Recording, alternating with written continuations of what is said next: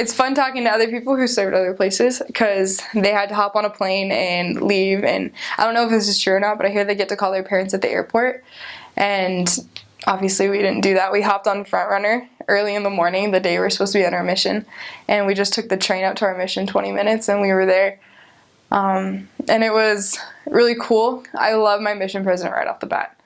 President Chambers was amazing. And going to the mission was just exciting because I had been waiting for it for forever, for 5 years. And it was a lot different going to the Orem Mission, just starting out. And I'm pretty sure, like, unless you've been through a mission split, you really can't explain what a mission split feels like. Because it kind of feels like you're leaving home again when you just left home. And it's scary, especially when new missions are combining. Because there was one zone from the Utah Salt Lake City South Mission that came into the Orem Mission, and there were 6 from Provo. So there's only like a couple of stakes that got pulled from the Salt Lake South Mission to make the Orem Mission. And I got a lot of emails from my friends saying like, oh, mission splits, there's always a ton of drama because everyone's like fighting for like top dog. And, you know, I didn't want that to happen because we're all missionaries, we're all supposed to be Christ-like, but in the end it kind of did happen. And there was a little bit of a battle between, are we doing this the Salt Lake South way or are we doing this the Provo way? When some of us were trying to make it like, well, let's do it the Orem way, let's make our own ways, let's not fight over, like, how are we supposed to do this? How are we supposed to make this mission work? And blaming each other for things that went wrong, things like that. But I think that, unfortunately, is something that stuck out to me. Coming to the Orem Mission was that battle between the Salt Lake South Mission and the Provo Mission. But I think as time goes on, I was talking to my mission president about this the other day, I think as time goes on, it's going to become more of the Orem way, and it already has, but just when everything settles down from July when the split happened. But it was definitely a different experience to have a mission split right before I went home, 5 months before I went home. So there was always rumors about the mission split. Back last December even, and they said that Point of the Mountain would be taken out, so the Draper area would be taken into the Orem Mission. And I was serving in Draper at the time, so I was like freaking out. I was like, I don't want to leave my mission. I love my mission president. Like, I can't leave the mission. I can't, like, I'm a Salt Lake City South missionary, and that's what I am. I can't be an Orem missionary. And so I got transferred out of Draper, and I thought it was safe. And so the time comes around, but in between that time, I had some companions where we had some struggles, and that happens a lot on missions. You know, we always have struggles with our companions, but these struggles brought back a lot of repressed feelings that I was having, like depression and things like that. It's probably rude to say it wasn't my companions. It was the situations I was in that brought that out.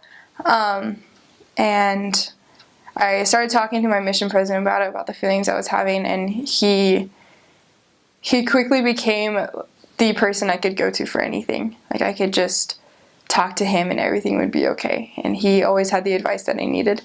And one great thing about serving in Utah is we have so many great resources, like LDS Family Services. People who go outside the country, they don't necessarily have the chance to go to counseling or to receive medication. I went on antidepressants for a little while, and obviously talked to my mission president about that. And the things that I talked to President Chambers about when I got on the antidepressants, when I started turning around, when I stopped having the negative thought processes that I was having, that's when I got transferred to Riverton, which is the area I was in when the mission split. And everything in me was just calm. Like, I did not fear that this isn't what was supposed to happen. And the things that I went through with President Chambers, the things I talked about with him, things like that, they were necessary. It needed to happen so I could prepare to meet President Kilpack. And the point I was at with President Kilpack when I got transferred to the Orem Mission, if I didn't have President Chambers, I wouldn't be to that point. And so they definitely complemented each other. They were definitely different in the way they led, but they were both amazing leaders in what they needed to do for the individual mission, and they were definitely a call of God. When the Orem Mission was created, it took, like I said, one zone from the Salt Lake South Mission and 6 from Provo. So it started in Riverton. That's the furthest north you can go, is Riverton. And the furthest south you can go is Orem. And it wraps around Utah Lake down into the desert. So not like no one goes out into the desert. Obviously the jackrabbits don't need the gospel yet. But it's a lot bigger than my first mission, but it's a lot smaller than the Provo mission. That was funny, seeing the boundary changes. All the Provo missionaries were like, what? It is so small. And I'm like, this is huge. What are you talking about? But, yeah, so those are the boundaries from, like, Tooele County to almost the mountains, not quite the mountains. And then from Riverton down to Orem. So I know there's English and Spanish. There's Portuguese, and there are missionaries that cover. So because Utah mission boundaries are so small, there are missionaries that cover other missions. Like there are different Spanish areas within the Orem Mission. And one of the Spanish areas is actually covered by the South Mission still. Up in Riverton, they're still covered. Same with like young single adults and stuff. And like Chinese is covered by the Provo missionaries, but they still come up to Orem for like UVU and stuff like that. So there are a lot of different languages. Some are just, I guess, stationed in other missions, but they will come to our boundaries to teach people who speak like Chinese or Russian. Like I taught in my second to last area, I taught someone who spoke nothing but, oh man, what is that language? They speak it in Thai. Oh my gosh. She spoke Thai or Laos, something like that. But that's all she spoke. She spoke no English. And then I also taught someone who barely spoke any English, and she was Russian. So there's a lot of different ethnicities that were taught, even if missionaries weren't assigned. We just got interpreters that were like RNs or something to come help us. There was like 130 in the Orem Mission when I left, I think, around there. And they're trying to get it up to like 180, I think, something like that. When I first came out into the Salt Lake South Mission, there was over 200, and that dramatically dropped, and that was because of the mission split. The missionary department obviously knew that that was going to happen and accommodated. But I think one of the most unique facts, and the thing that I love most about serving in Utah, especially at the time I did, was the fact that we did have the biggest mission boundary change in the history of the church, and that I was able to open a new mission, and to have that experience is pretty cool. And so when I went to Orem, that was the first full transfer as the mission together. It was really interesting because I went from Salt Lake South area to extreme Orem area, and I went from being over one stake, which is what I was over my entire mission, to being over 3 and not having a car, and having a new companion who was trained differently and who had different outlooks on how missions should be, how things should be run. And it was really difficult. It was a really hard area for me because I was stressing out about a lot of things, and I wanted to be the best missionary I could be, but I felt like we were spread too thin over 3 stakes. Getting to know ward mission leaders and bishops and stake presidents and all those different leaders that we need to know, that we need to be in contact with in order to do missionary work. It's really hard to do when you're over more than one stake. And I think it's different when you're kind of thrown into the boiling pot at first, because the Provo missionaries did it flawlessly. They could definitely take over 3 or more stakes. But I was kind of like an old dog trying to be taught a new trick. I was trying to figure out how we talk to 3 stake presidents, how we talk to 24 ward mission leaders and 24 bishops, and how we keep track of what ward we're going to, and do we need to have splits, how are we going to get places. It was a really stressful time.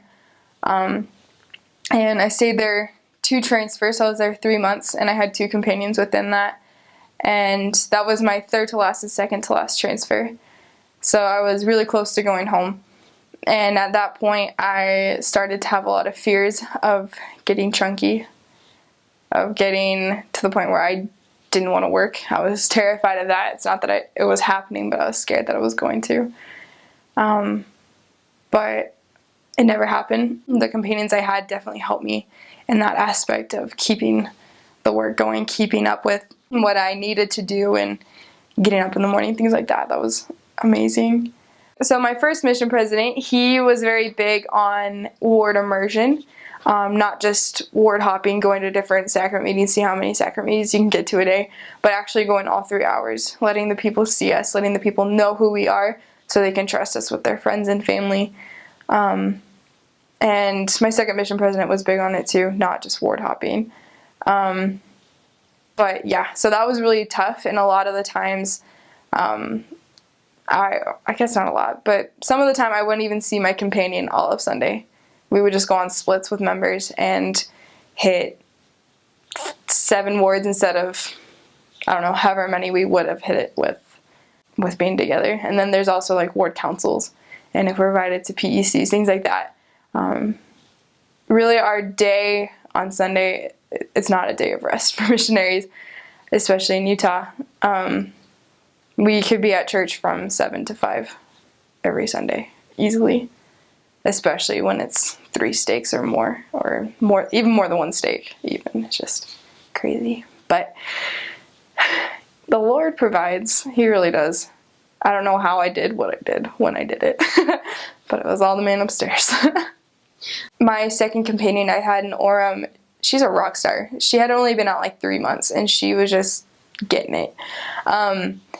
And so young single adult is like a gold mine. Like, there's people coming to UVU all the time, and there's just people coming in and out, and people from out of state, out of country who don't know about the church. They're everywhere in Orem because of UVU, and I assume for the Provo Mission, like BYU is the same way. But for me, in the wards that I served in, there was a lot of part member families, a lot of wives who married non-member husbands, a lot of people who went less active and their 9-year-olds weren't baptized. If you are a good missionary, and if you are looking for it, you will find it. The Lord will place people in your path, and that was the most amazing thing about that second companion in Orem, is we got the car back. I asked the mission president, I begged him. I was like, if you want missionary work done here, you have to give us a car because we have to get around. And he moved things around to where we could have a car again. There was just people that would come out of the woodwork. Just when we needed a new investigator, or when we were about to have a baptism, things like that. Like, we wouldn't have anyone else to teach, and all of a sudden there was this person who heard about the church and wanted to be taught. Or there is twice within a 2-week period where someone had moved from Hawaii and had been taught all the lessons and got baptized a couple weeks later. And there was another guy who moved from somewhere not here, and he had all the lessons and wanted to be baptized, and he was baptized like 2 Saturdays later. Like, things like that, where things just fell into place. That's what happens in Utah missions. Things just fall into place so fast, and that happens a lot in Orem, in my experience at least. So I spent 4.5 months in West Jordan and went to Draper. I went to Draper right after a conference in October, and I loved Draper. I think that's a common theme about my areas, is I, for the most part, loved them. But there was a lot of amazing people there too, and there was a lot of success. And I had one companion that entire area, the entire time I was in that area.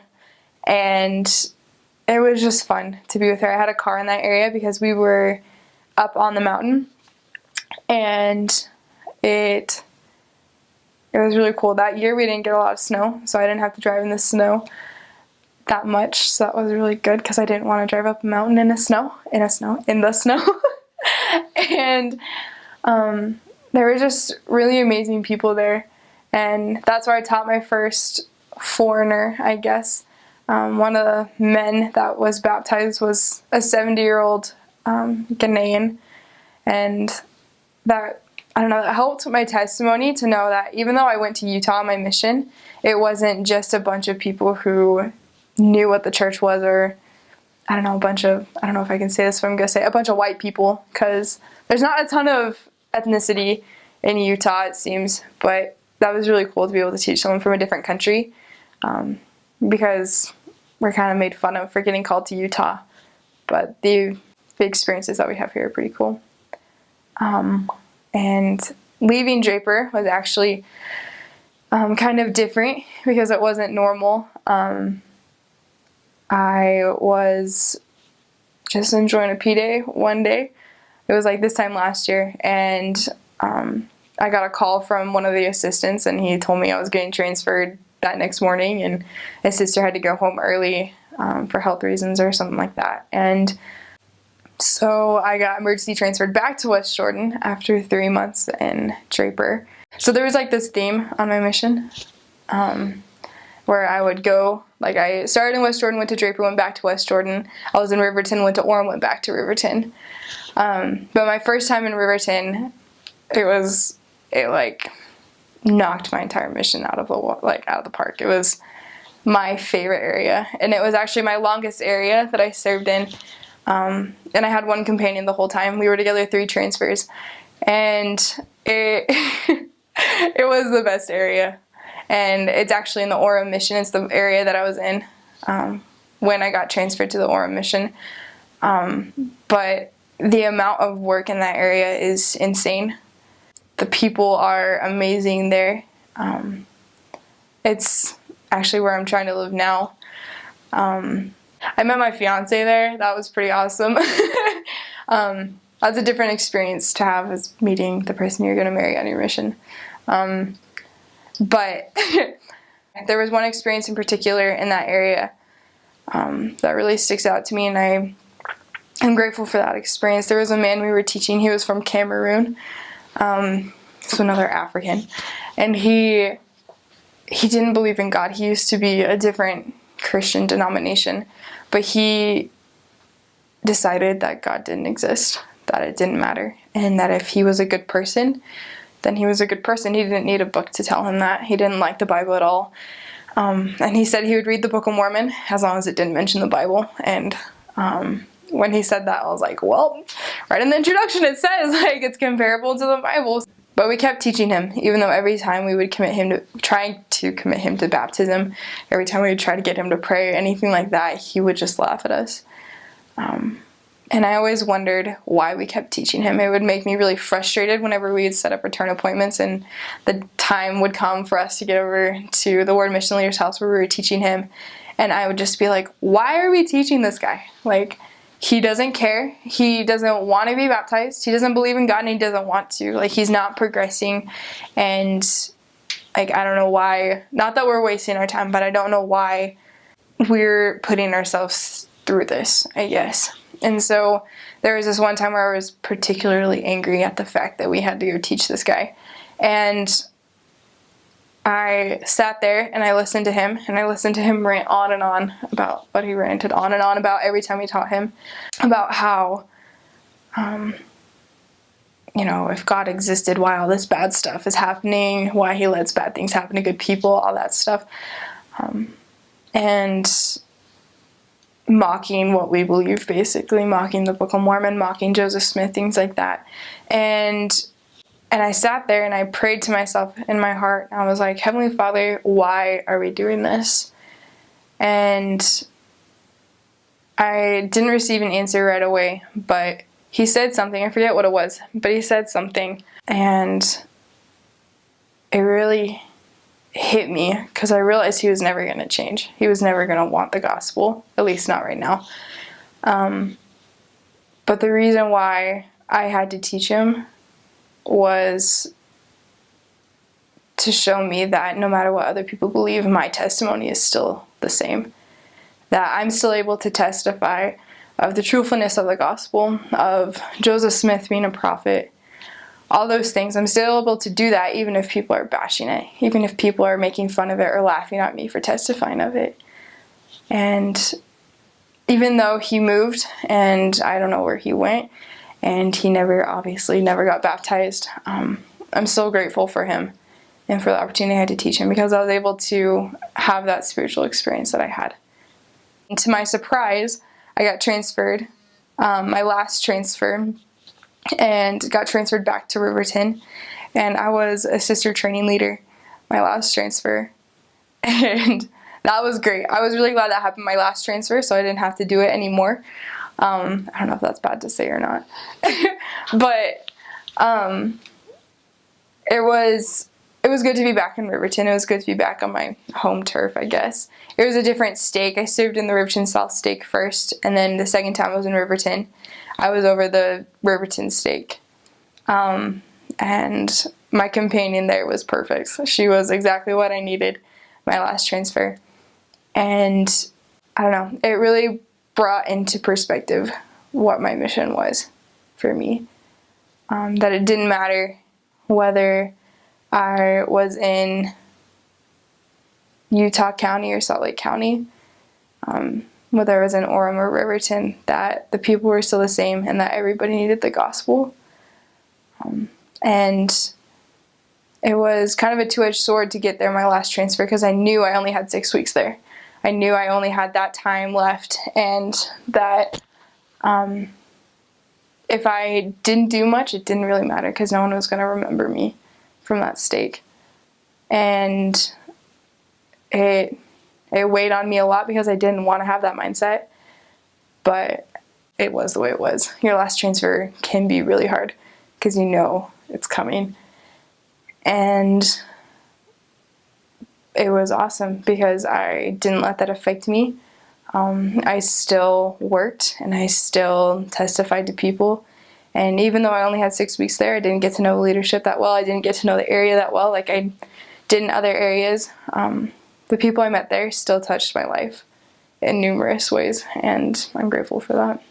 So I started my mission in West Jordan in the Westbrook stake.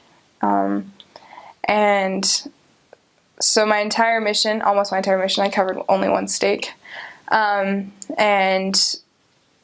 my first area was amazing. There was a lot of success in that area. There was a lot of people who were ready to receive the gospel. And we actually, my trainer and I, whitewashed elders out. So 2 elders were there. 1 went home and 1 got transferred. And my companion and I came in.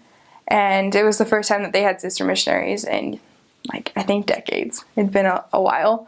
And so they just completely were all over us. They loved the sister missionaries. They wanted us to have so much success. Wow, that was bad. And so that was a really fun area. We didn't have a car, so we biked around. And I came out in June, so it was starting to get pretty hot. And yeah, it was really hot riding our bikes, and it was bad. But it was good. I actually, if I had to choose between biking and having a car, I'd rather bike. Even if it's in a skirt. People say it's hard, but if you stop complaining about it, it's really not that hard. You can just get it done, tie your skirt, wear bike shorts, like, you're solid. So because West Jordan was like right by Kearns, it was starting to get a little bit ghetto. It wasn't bad at all, like, compared to what other places are. But it definitely was an older area to serve in. But West Jordan was amazing. I loved that stake, and I am grateful that that was the first stake I served in. So I got emergency transferred back to West Jordan after 3 months in Draper, and so that made my 3rd area of West Jordan. I was only there for 9 weeks, so I was there for that half transfer and then another transfer.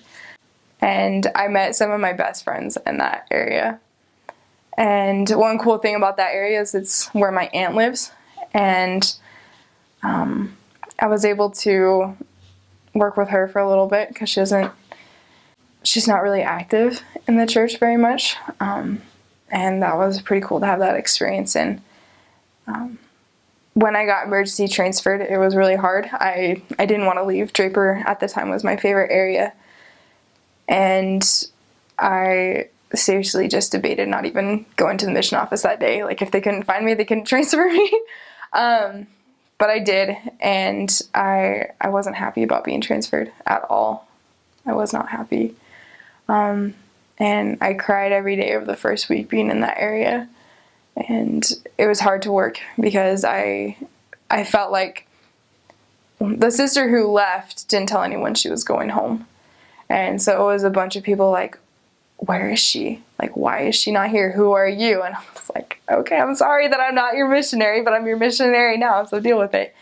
But it definitely was a hard experience to have. But it was a blessing because I was able to, spend time with my family, which is something that doesn't really happen on missions either. And also, I was able to meet some pretty amazing people. Some of the people I taught are like my best friends now, and I'm really grateful for that.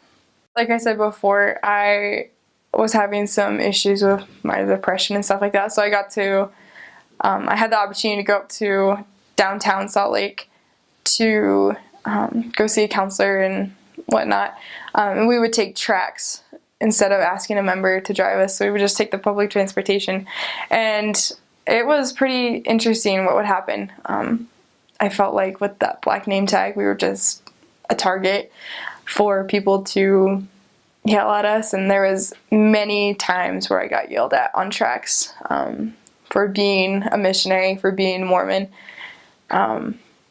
and this one lady just went crazy, but that's another story for another day and another time.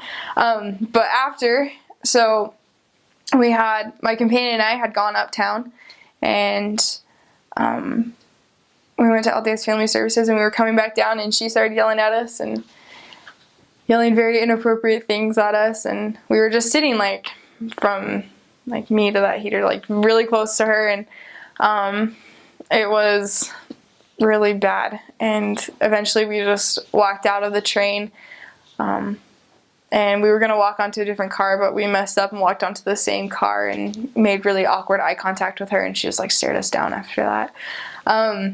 But we got away from her, and then after that we stopped at the train station, and someone was going to come pick us up and take us the rest of the way home since we didn't have a car. So we get back, and this guy gets off the train, and he is like plastered. He is so drunk. Like, you can just like smell the alcohol in this guy, and he comes up to us, and the funny thing about Utah is the weather can change fast. It was one of those days where like it started off like 60, and by the time we got back from downtown, like 4 hours later, it was snowing, and so we didn't have anything to like keep us warm other than like our cardigans or something like that. I don't even remember what we were wearing. But so this man decides that he wants to keep us warm, and so he like takes his arms and he like holds us close, and he's like, don't worry, I'm not trying to make out with you. I just want to keep you warm. And then he goes off and he's like, are you going to preach to me? Are you going to tell me a sermon? And it was just bad, and he had peed himself, and he asked us to get him a taxi, and so we tried to get him a taxi, and then when we tried, he yelled at us, and he was like, no, I don't want a taxi, and just give me a ride home. We're like, we're not taking you home. And it was just a really bad experience, and there was multiple times on my mission where I got hit on or something else about like with drunk men. Like drunk men were like attracted to missionaries apparently, but it was pretty bad. But it was a really funny story. We tried contacting this woman, and she was like impossible to contact, and we got her husband a couple of times, and then this one time my companion and I felt like we needed to stop by at a certain time, and she was out there in front of her house, and she was painting her mailbox, and we asked her like, hey, are you Melissa? And she was like, yeah. And we started talking a little bit about the church and about her experience with missionaries, things like that, and she said that she had been taught before, and she was reading the Book of Mormon the last time that the missionary stopped by, and that's what we had in our area book. It said that she said that she would pray about being baptized and get back to the missionaries, but we never saw in the area book that there was any follow-up. And so we asked her about it, and she said that she still didn't know, and so we challenged her to begin reading the Book of Mormon again, and we would get back to her in like 2 or 3 weeks. And so we were trying to get back to her. We could never get a hold of her. And then we were on exchanges, and I was with my sister training leader in my area.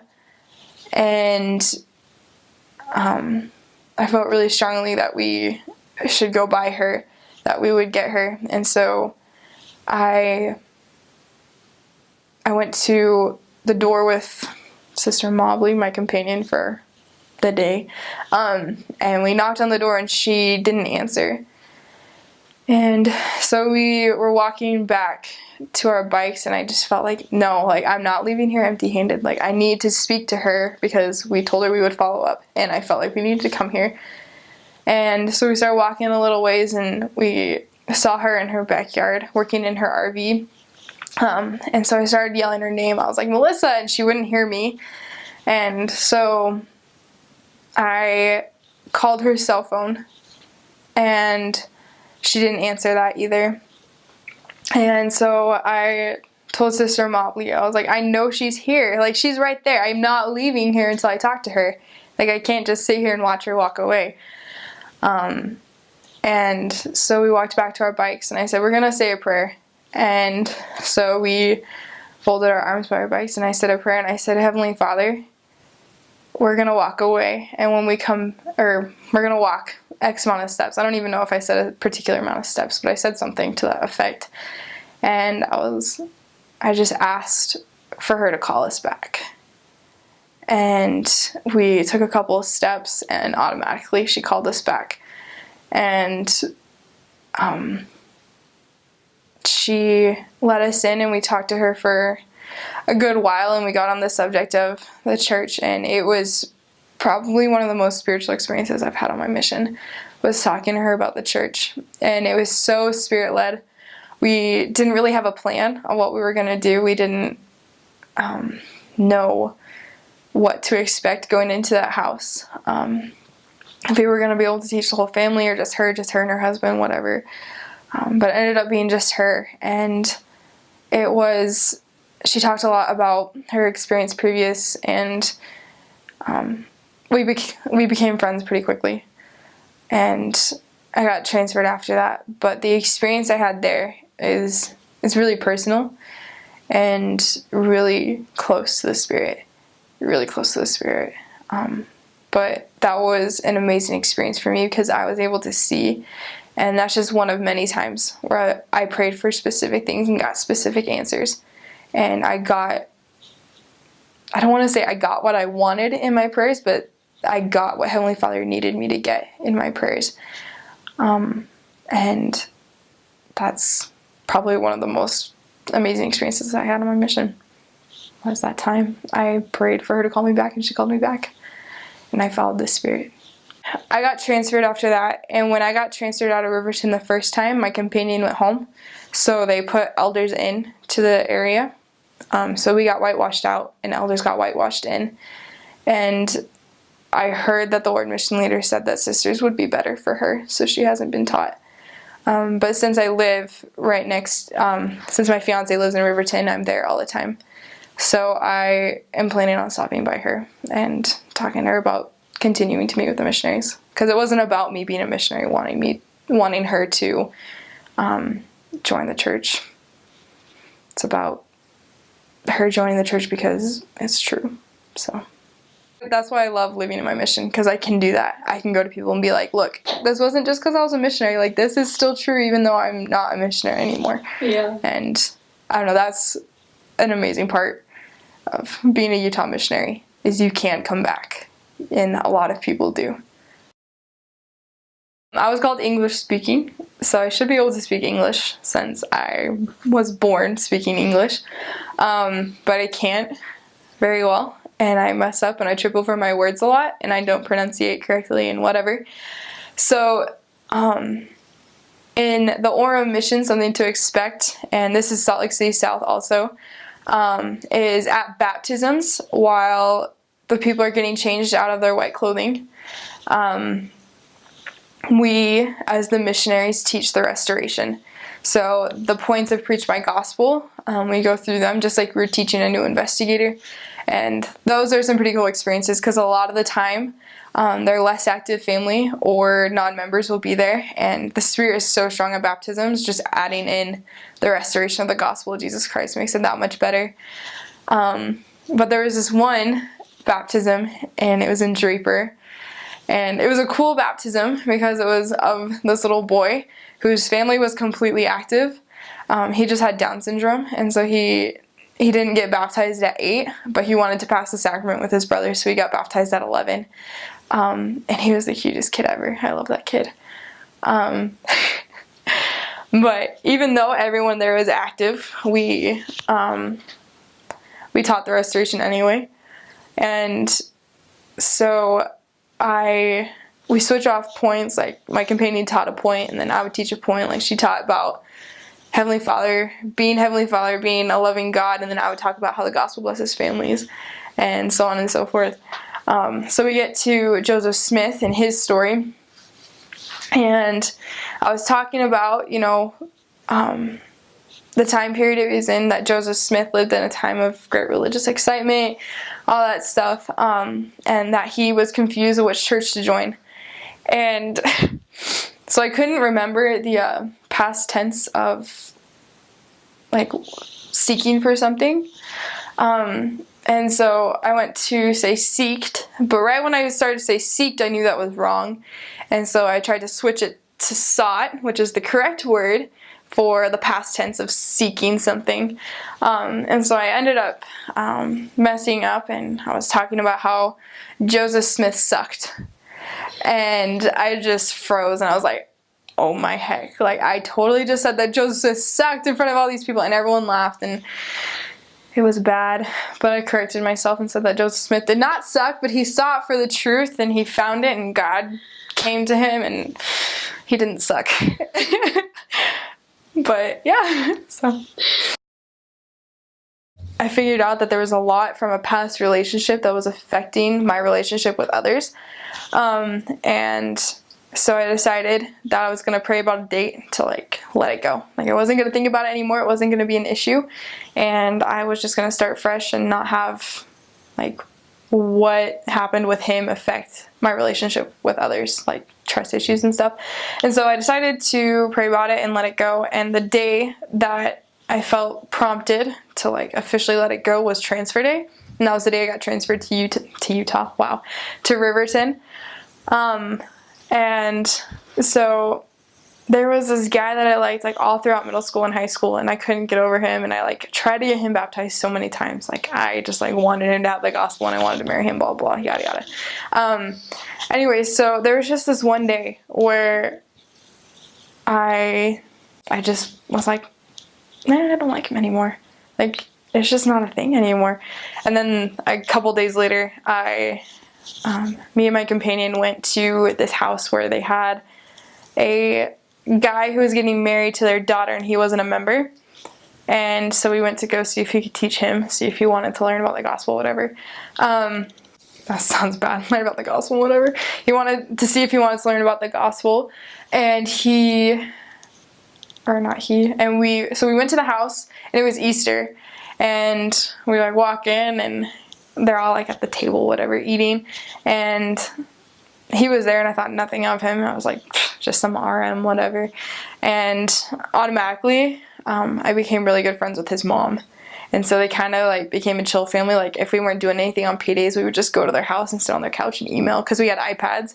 So we would just sit on their couch and email. And like, for my birthday, we went to the aquarium, and just a bunch of fun stuff that we would do together, because she was home. It was P-Day.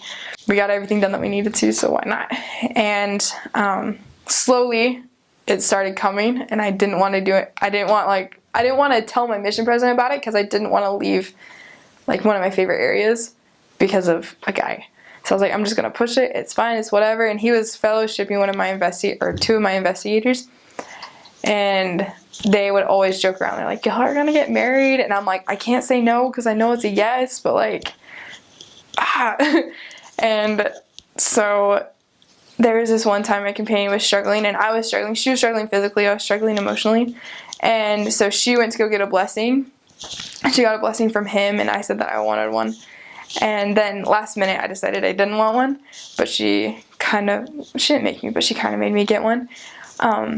But, like, the second he put his hands on my head, before he even said my name, like, there was just this, like, spiritual, just, like, slap in the face of just, like, all throughout my body, just knew. And it was just like, these are your husband's hands. And I was like, what? Like, I'm a missionary, you can't tell me this, like, no. And so I think it was a couple weeks later, transfers happened and I got transferred. And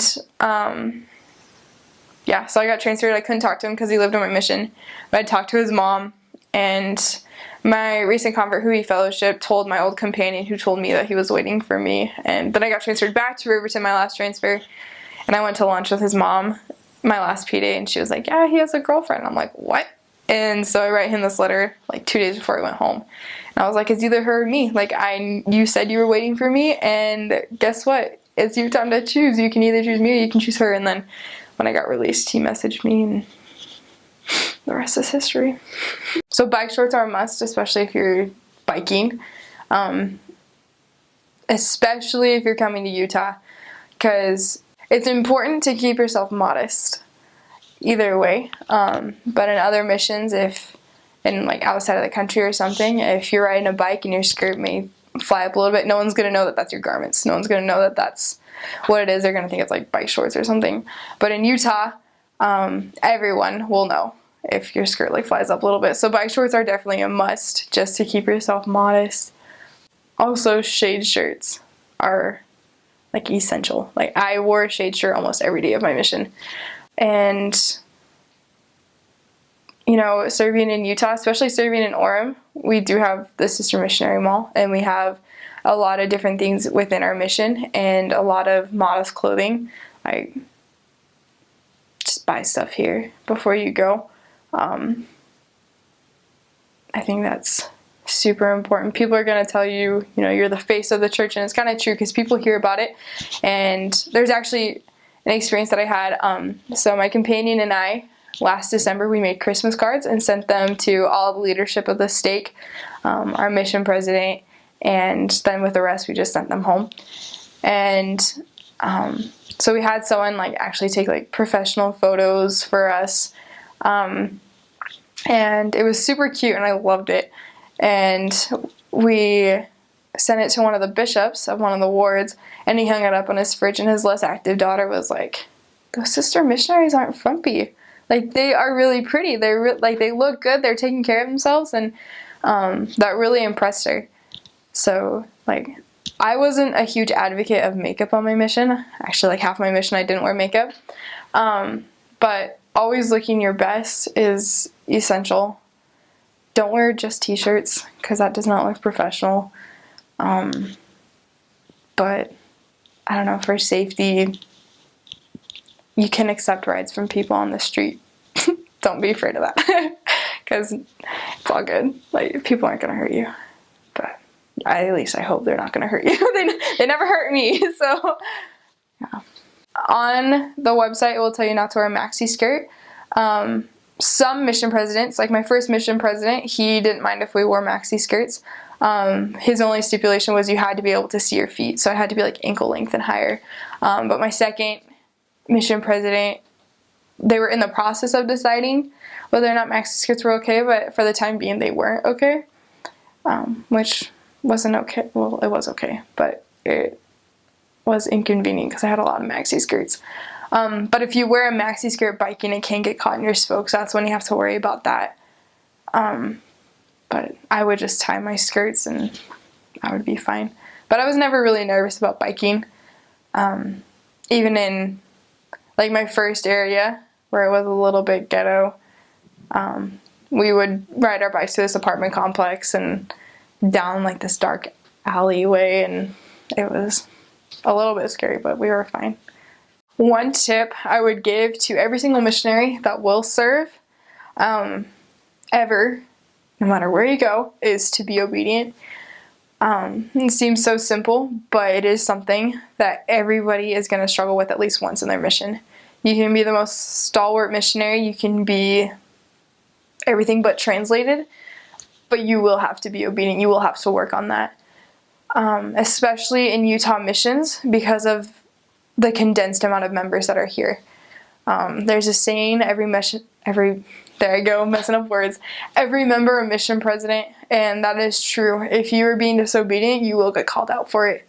And it's not about being called out. It's not about a member calling your mission president or saying to you, you're not supposed to be chewing gum, or why are you showing your knee, sister, things like that. But obedience brings blessings, but exact obedience brings miracles. And that is the truth. It's the difference between getting up at 6:30 or 6:40, or the difference between like reading your scriptures and studying for the people, or just flipping through the Book of Mormon because you have to do it for an hour. Obedience will determine your mission. It'll determine your happiness, and it will determine the way you live your life. I've seen a lot of missionaries come home who were obedient because they had to be, and kind of like a Laman and Lemuel syndrome, where like they went to Jerusalem, or they left Jerusalem because they kind of had to. And then I've seen a bunch of Nephi missionaries where they went because they knew they needed to go, and because they wanted to be obedient. They were obedient because of that. And the difference between the Laman and Lemuel type missionaries and the Nephi type missionaries going home is incredible. You can totally tell what kind of missionary someone was by the kind of return missionary that they are now. And obedience is number one. And that's something that I stress and will continue to stress. I think this goes not just for Orem or Salt Lake South, but for all missions, is to study, preach my gospel. Because even though I did mission prep for like over 2 years, I still didn't know preach my gospel as well as I should have. And preach my gospel really is the guide to missionary service. And it's something that we study and we practice from, and we are preach my gospel missionaries. And no matter what mission you serve in, you will be a preach my gospel missionary. And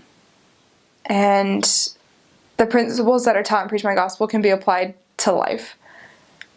And I think that would be my main exhortation to pre-missionaries, is to study that, and to study their scriptures, and to definitely read the Book of Mormon before they go out. Because it happens more than you think that people don't read the Book of Mormon all the way through before they become a missionary.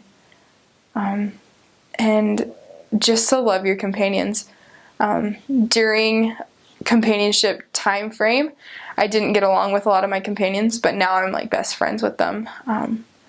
The companion I had in Riverton, there was a lot of times where we would have weekly plannings where it would take forever to do companionship inventory because we had so many problems, but now she is one of my best friends.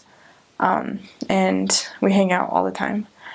But enjoying your companionships while they last is so important, because no matter what, you're stuck with them for at least 6 weeks, and the members can tell, and people can tell when you don't get along.